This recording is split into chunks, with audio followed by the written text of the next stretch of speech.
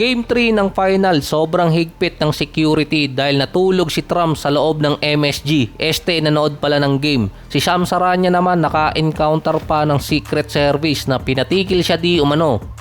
Nalaglag kasi yung AirPod niya kaya pinaalis siya ng Secret Service. May gusto sana akong sabihin kaso baka maban yung page ko eh. Saka na lang. Yung mga fans naman ng Knicks nagsapakan sa labas ng arena. Actually malayo sa arena naman. Hindi daw kasi matanggap na natalo yung Knicks sa Game 3. Ang mahal pa naman ng ticket. Halos total brawl yung nangyari. May isang fan doon na pinaghahampas ng bus sign. Di ko lang mailagay yung clip. Mababan sigurado to eh.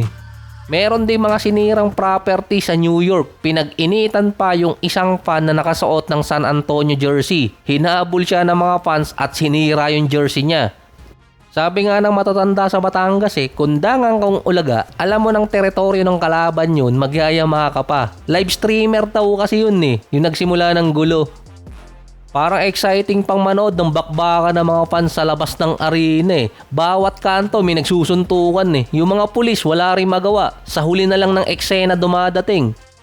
Dalang projection doon, magkakagulo sa buong New York kapag nanalo ang Knicks. Ang tanong lang, ano kaya mangyayari sa Knicks kapag sila naman ang natalo, puwera usog? Sa mismong game naman, panalo ang San Antonio dahil sa clutch shot nitong si De'Aaron Fox. 115-111 para sa San Antonio. Si Victor Wembanyama, 32 points, 8 rebounds, 6 assists, 2 steals at 3 blocks. Base kay Wemby, wala pa daw siya sa level ni Trae Young dahil hindi pa siya sinusumpa ng buong New York.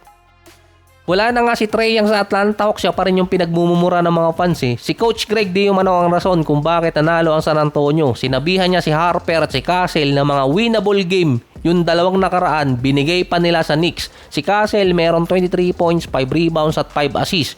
Gigil din kay Jalen Bronson sa Game 3. Mahilig din manggigil itong si Castle. Meron pa siyang 8 out of 14 mula sa field. Anyari naman dito kay Towns, biglang nanlambot ulit. Tumigas na siya nung nakaraan dalawang games Siya ngayon ang tinitira ng mga fans ng Knicks. Nasa 11 points, 8 rebounds, 1 assist, 4 out of 10 lang sa field. Nung unang dalawang game, para siyang unang form din nitong si Sel. Nanghihigop ng lakas ni Wembanyama. Kaso hindi nangyari sa Game 3. Parang binabalya na lang siya ng mga player ngayon ng San Antonio tulad ni Carter Bryant at si Luke Cornett.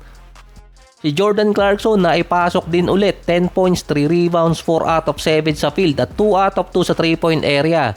Mas maganda yung nilaro ni Clarkson kaso mahina siya sa coach. 13 minutes lang ang binigay sa kanya, pinaburan pa rin si Landry Shamet na meron lang 3 points, 4 rebounds at 2 assists. Si Jalen Bronson naman, 32 points, 5 rebounds, 5 assists, 5 turnover, 11 out of 25 mula sa field, 3 out of 5 sa 3-point area. Consider na pinakamagandang laro niya ngayong series. Kaso pinipisikal siya ng San Antonio. Si Mark Davis kasi yung official.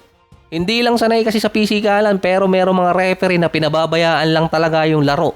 Ilang beses bumagsak sa sahig si Bronson, parang binatukan ni Wemby, binangga pa ni Castle, tinawag pang nag-flop si Bronson na sumakit pa yung likod. Yung playground foul naman ni Bronson kay Champagnie malamang bawiin yun after ng game dahil tinawag ng referee na reckless yung play na ginawa ni Bronson. Pasok di umano yon sa landing spot rule na meron pa pala nun, hindi kasi ginagamit ng mga nakarang series.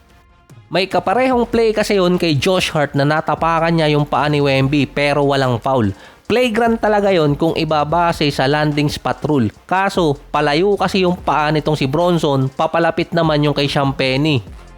Si Coach Mike Brown naman nagreklamo sa postgame interview na paano daw nagkaroon ng 24 free throws sa second half yung San Antonio, ang Knicks meron lang 8. Hindi naman siya sanay magreklamo, napaisip lang daw siya. Siyempre business yan, babalik pa kasi sa Spurs sa Game 5, kapag nakuha ng San Antonio yung Game 4, babalik ulit sa Knicks, kaya malaki ang kikitain.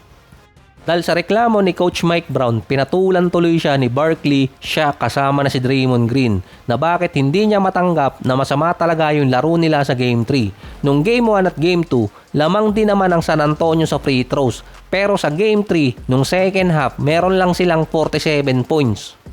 Kasunod kasi nun, nasa 36% sa field ang Knicks nung second half, 5 out of 20 mula sa 3-point area, na wala din yung pagkadominante ni Towns sa loob ng paint.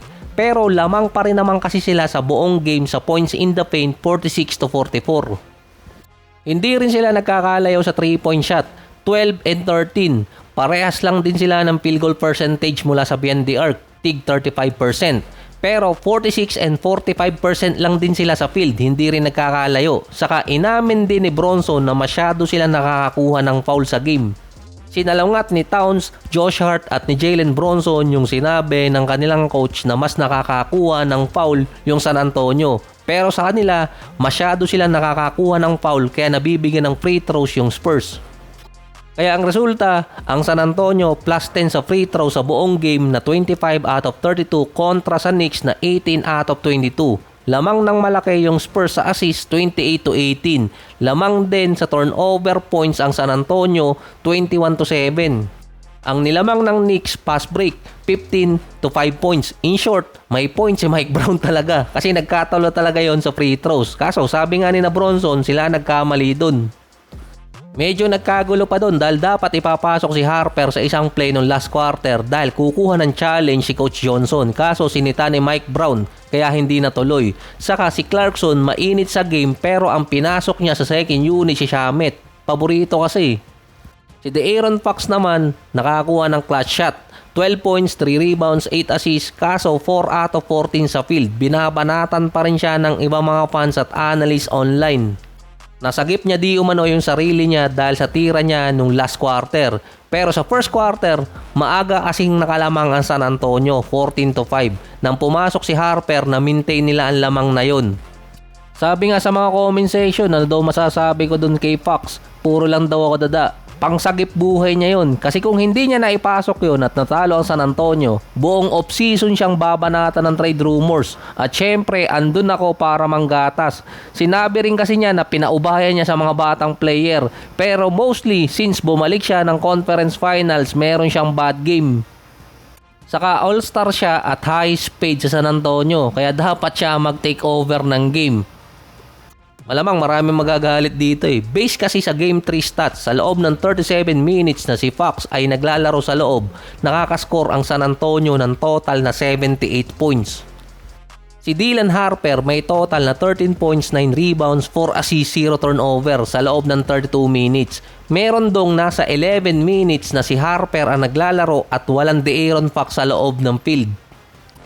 Sa loob pala ng court, may total na 33 points ang San Antonio kapag si Harper ang nasa loob ng court at walang De'Aaron Fox.